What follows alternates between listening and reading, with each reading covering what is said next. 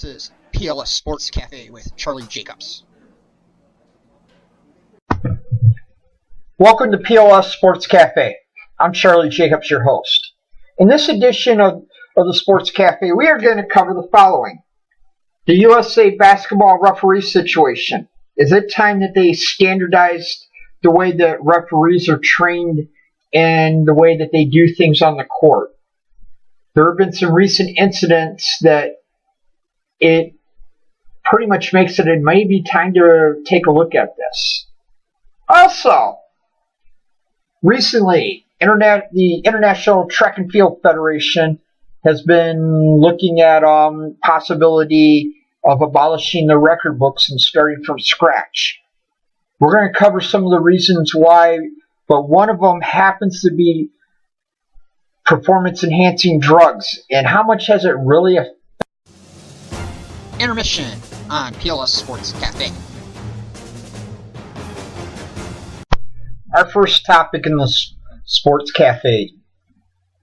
Recently, there have been some incidents involving basketball referees stepping off the court at some of these all-star / summer basketball camps, and the reason has been hinted poor refereeing.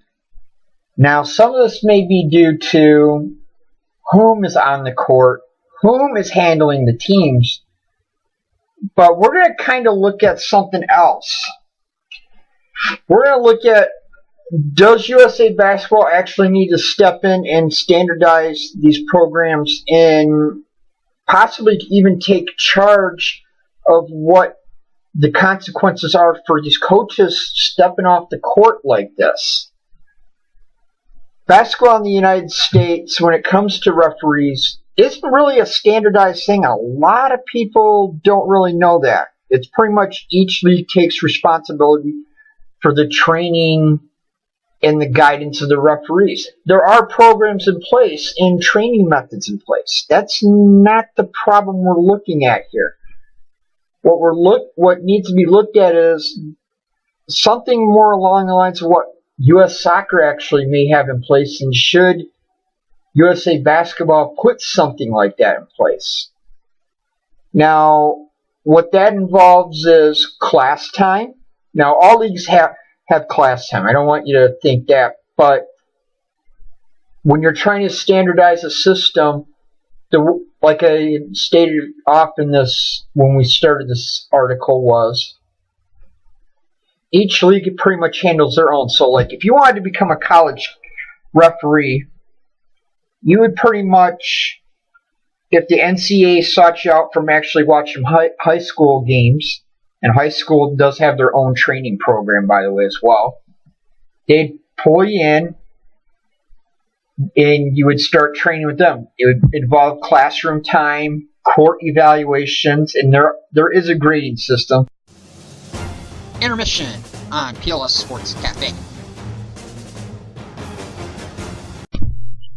Welcome back to PLS Sports Cafe. I'm Charlie Jacobs. Track and field record issues have been a hot topic with the IAAF, the international organization that handles track and field. They're recently looking at the possibility of abolishing the record books and starting from scratch. And the biggest reason is that they think that PEDs, performance-enhancing drugs, have tainted their sport so bad that the records basically may be unachievable. There are arguments for and against this. On the one hand, it's hard to say at this point if the records can truly be beaten if people are not doing performance-enhancing drugs. That before this time, the only thing that was really sure with records, and I remember it from being a kid, the long jump record was like held from the time before I was born to like the early 1990s. That was like the longest record on books, and the biggest reason it had to do with was the site that it was held. The record for that was set in 1968 in Mexico City, and because of the altitude, some people thought that it may never be broken because from the point that it was then, before that point, was so long even. The record did eventually get broke. I believe it was in 1991.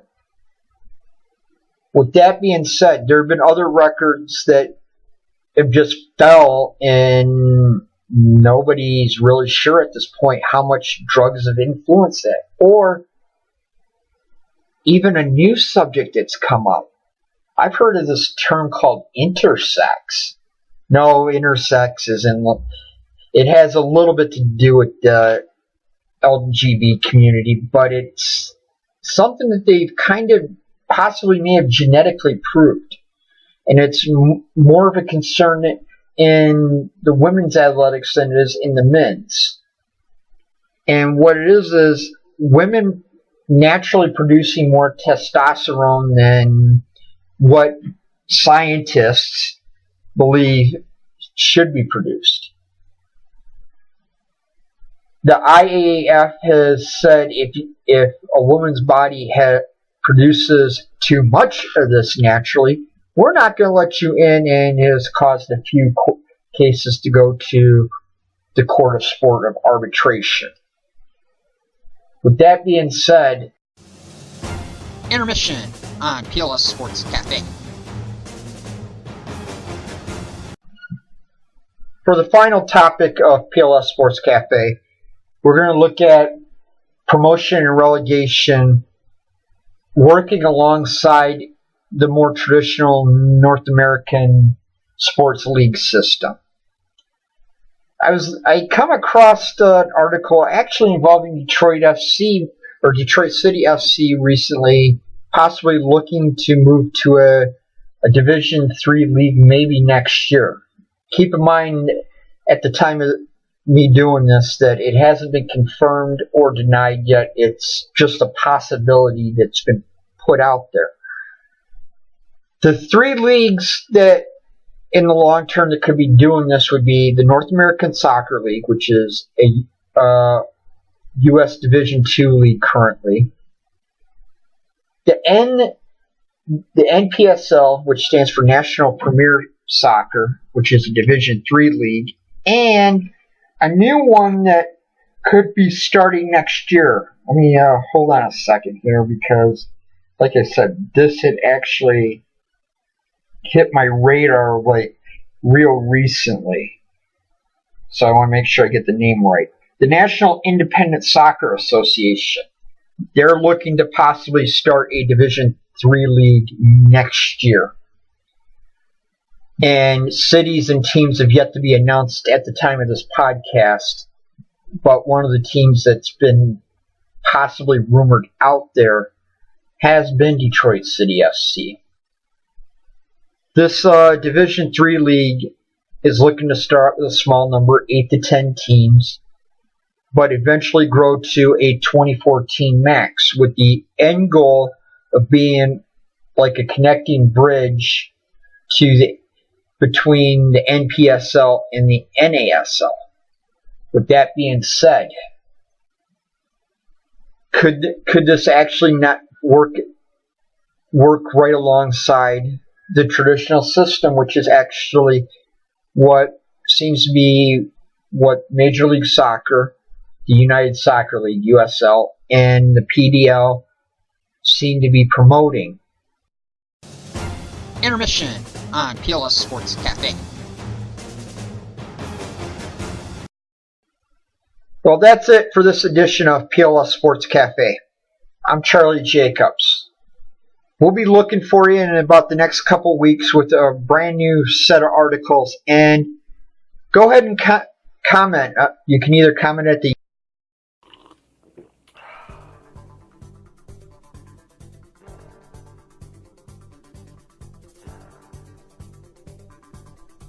PLS Sports Cafe is a Charlie Jacobs production.